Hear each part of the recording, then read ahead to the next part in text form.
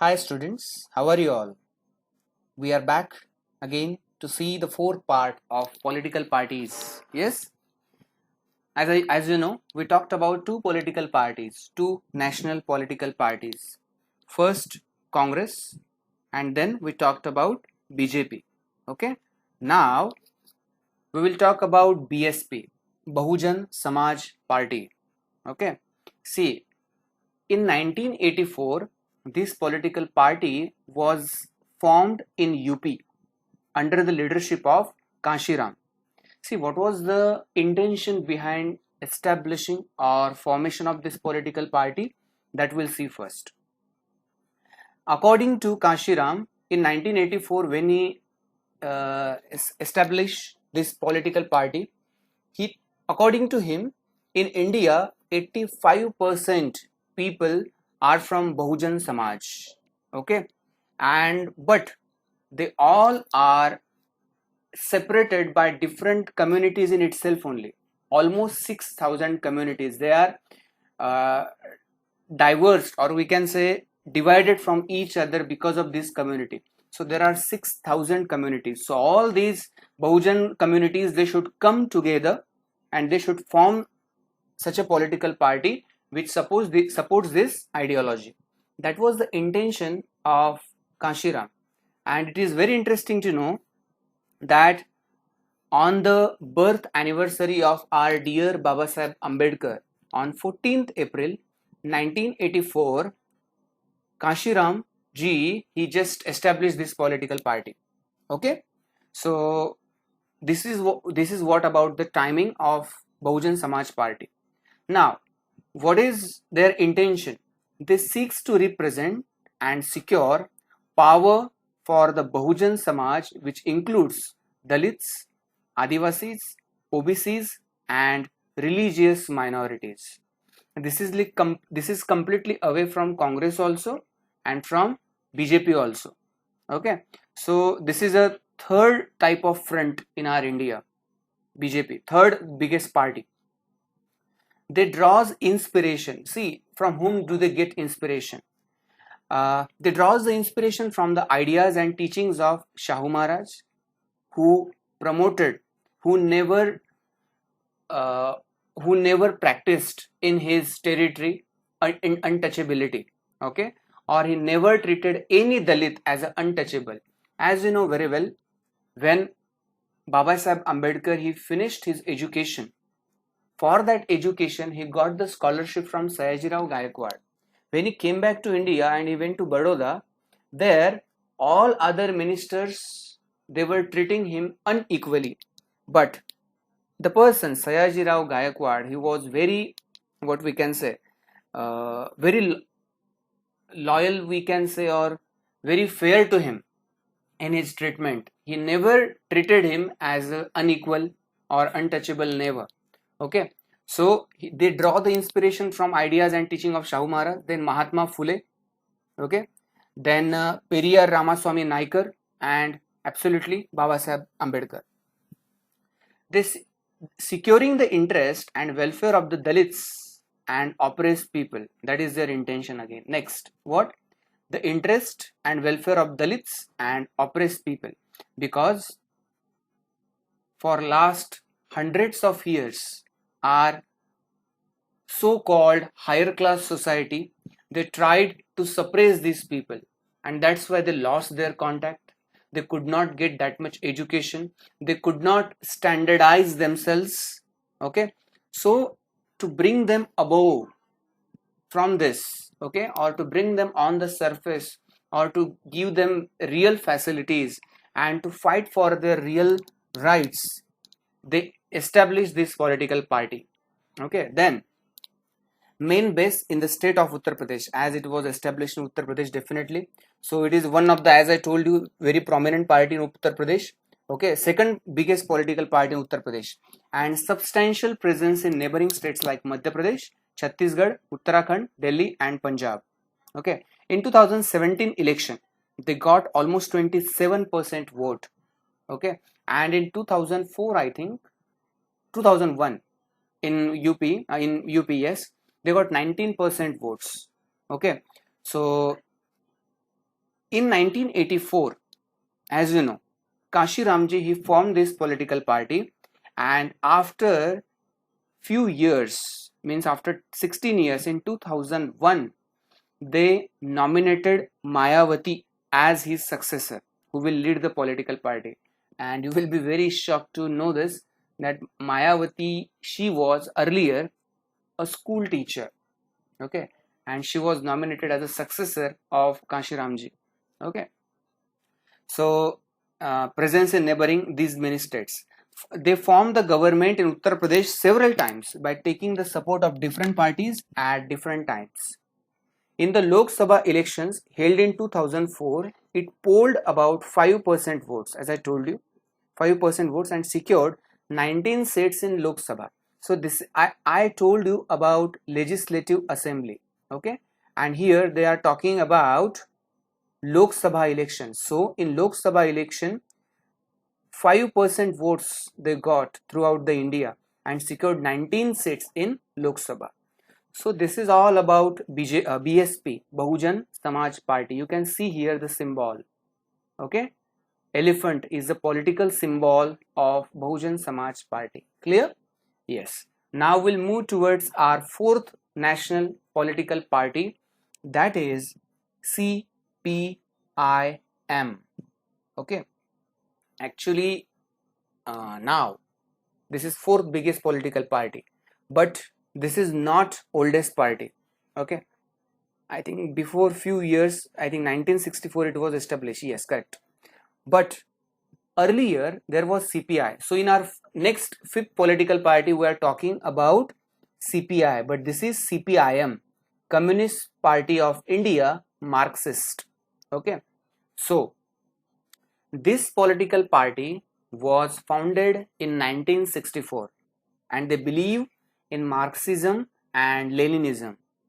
Last year we talked about Marxism and Leninism in Russian Revolution, but still we'll take a quick review of Leninism and Marxism.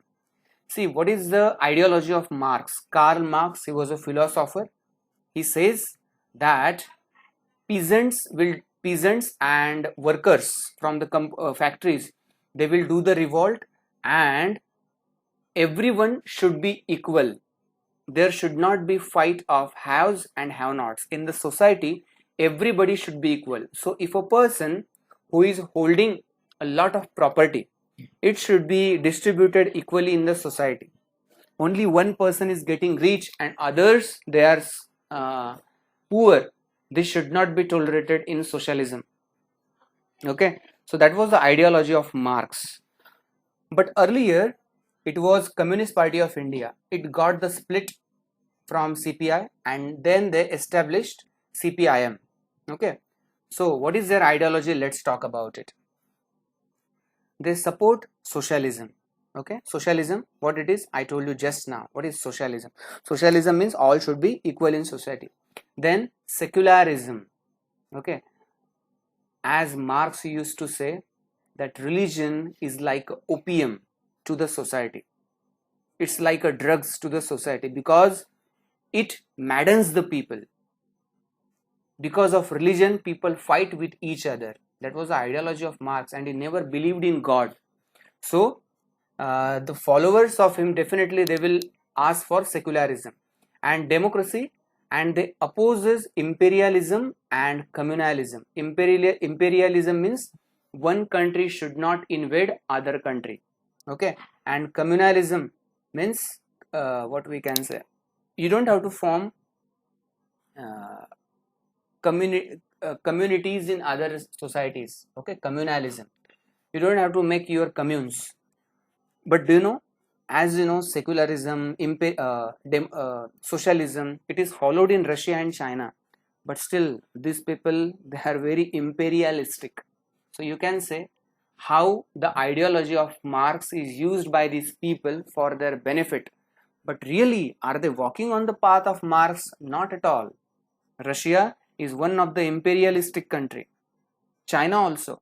Okay, so they accept democratic elections as a useful and helpful means for securing the objective of socio-economic justice in India. These people think about it. This ideology came from China and Russia. Okay. In our India, this ideology is so much prominent in West Bengal, Kerala and Tripura. Do you understand one thing from these states? You can see these all states, they are bordering states. West Bengal border, Kerala border, Tripura border.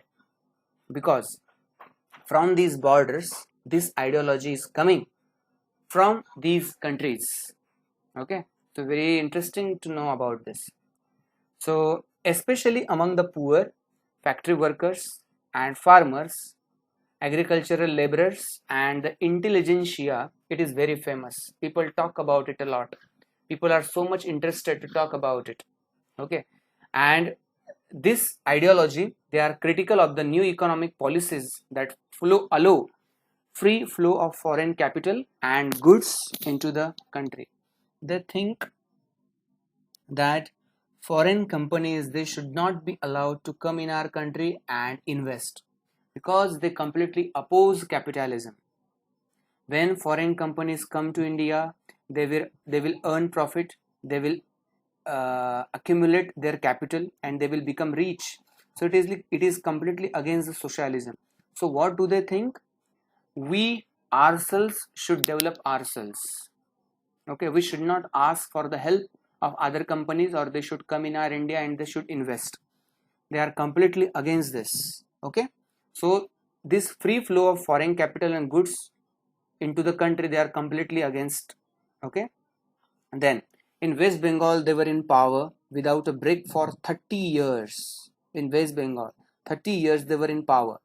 In 2004 election, it won about 6% of votes and 43 seats in the Lok Sabha. Okay, currently they support the UPA government from outside without joining the government. Okay, so Congress, UPA, they are supporter of this. As you know, that yes, Communist Party of India, Marxist Party, they it is the part of CPI only, Communist Party of India. That is our first political party. So when I finish our fifth Communist Party of India, CPI, then we'll talk about together history of this political party. Yes, it was formed in 1925. You can see here, formed in 1925. This is the political symbol of CPI. So you can see the difference. Okay, in Communist Party of India, Marxist, here there is a star and this symbol is changed. You can see this symbol. This is, and this is a hammer. Okay, so what does this denote? Why they have kept this political symbol like this? You have to find about it and you have to tell me. There is a meaning behind it. What it is, that you have to find out. And here you can see same, that sickle is there but crops are there. Okay, and what is their ideology? So we'll here talk about it. This political party was formed in 1925. Clear? They believe in Marxism, Leninism, secularism and democracy. So till here everything is okay. Opposed to the forces of secessionism and communalism, accepts parliamentary democracy as a means of promoting the interest of the working class, farmers and the poor. Okay, became weak after the split in the party in 1964 that led to the formation of CPI. Okay, now we'll talk about this. Why there was split in Communist Party of India. See, as you know, in 1925, Communist Party of India, it was established. Their ideology was drawn from Russia. In 1917, Russian Revolution took place, where Reds, Bolsheviks, okay, they did the revolution, and that ideology started spreading everywhere. That ideology also came to India. Socialism came to India, and in India, 1925 political party CPI was formed. But it continued for many years and finally it got split in 1964. Why this split was there? In 1947, Congress party, okay, they were elected in 1952 election, and the relations of India and Russia, they were growing very nicely. So This political party, CPI, they were not supporting government earlier, okay? But when the relations were improving, then Russian government or Russian ideology, they convinced them that you should support the government now because they are also supporting us. But some people from CPI, they were not ready to listen this because they were thinking that this is completely against the ideology of socialism. Just because the welfare or the self-interest of Russia, they are talking about this. But this is not possible. So some were against this. This was the first reason. Second, the relation between Russia and China, they were worsened. They were not good. Okay. And because of this, there was again the ideology were different for these two political front. Third reason, in 1962, China attacked India. China-India war, as you know. There were few people in this party, those who were supporting China. They were thinking that China should come in India because, as you know, China follows socialism. So these socialist people from India, they themselves were thinking that China should come to India, they should attack and they should grab the territory and there will be socialism everywhere in India. But few leaders, for example, Sripad Dangeji, he was completely against this. We will follow the socialism, but for this socialism, we can't sell our country. We will observe, we will practice socialism in our country. But other people, other country will invade our country, it's not possible. So there was a session in 1964 in which there was a split because of this fight. 32 political members, they left CPI and they formed other political parties in 1964 called CPIM. You will be very shocked to listen this. Still in our India, means you will understand from this how democratic country India is, isn't it? We can allow such an ideology who asks for other country to invade us and still we give them freedom to form a political party.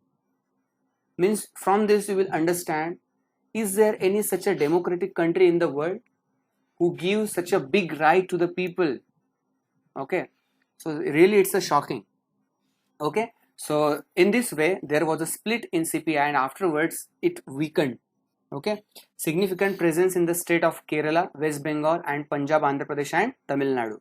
Okay, then its support base had gradually declined over the years. It secured about 1.4% votes and 10 seats in the 2004 Lok Sabha elections. Gradually it is losing its support. CPIM, they are growing more and more importance. Advocate the coming together of all left parties to build a strong left front. Left front means the party which follows socialist ideology. Currently they support UPA government from outside, means both CPI communist parties, they support UPA, United Progressive Alliance, that is Congress, from outside. Clear? And now we will move towards our last political party that will lead us to Maharashtra, Nationalist Congress Party, NCP. Understood? Sharad Pawarji, political symbol. You can see here, there is a clock. Okay. So, in 1999, there was a split from Congress Party again. So, this is the history of Congress, a split only. Earlier, Sharadji Pawar, he was with Congress Party, but in 1999, they split from Congress Party. Okay, why they split? See, what they were actually, they were asked to leave the political party, Congress Party. Why so? Along with other political power, other political leaders, Sharad Pawar, he was opposing the leadership of Sonia Gandhi. Why? Because she is outsider. She is from Italy. You must be knowing about it, that she is from Italy. When Rajiv Gandhi was taking education in foreign country, they met with each other and they married.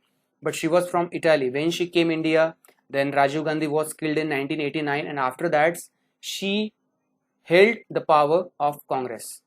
So he just opposed it, that a Congress, any political party it should not be led from outsiders because she is Italian. Okay, so when he was saying this, he was asked to leave political party, and then he left the Congress and he started his own political party, that is Nationalist Congress Party, NCP, Rashtrwadi Congress. Okay, so in 1999 he won the elections, and along with other political parties he led the government. Okay, and in that government I think he was agriculture minister. Yes, he was agriculture minister.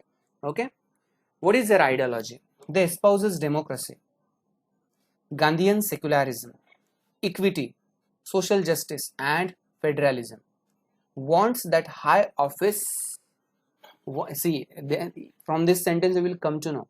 Wants that high offices in government be confined to natural born citizens of the country. The people, those who are naturally born in this country, only they can run the government. Means this is directly turned to the Congress, Indira Gandhi, Sonia Gandhi. Next, it was a major party. Still, it is a major party in Maharashtra and has a significant presence in Meghalaya, Manipur, and Assam. A coalition partner in the state of Maharashtra in alliance with the Congress since 2004, a member of the United Progressive Alliance. Okay, this is very controversial. See, he was opposing Sonia Gandhi for the leadership. Okay, but still he supported Congress. Means in 2000 till 2004 he was supporting Congress party. It's a shocking again, surprising it is. He's against the leadership of Sonia Gandhi, still he's supporting Congress.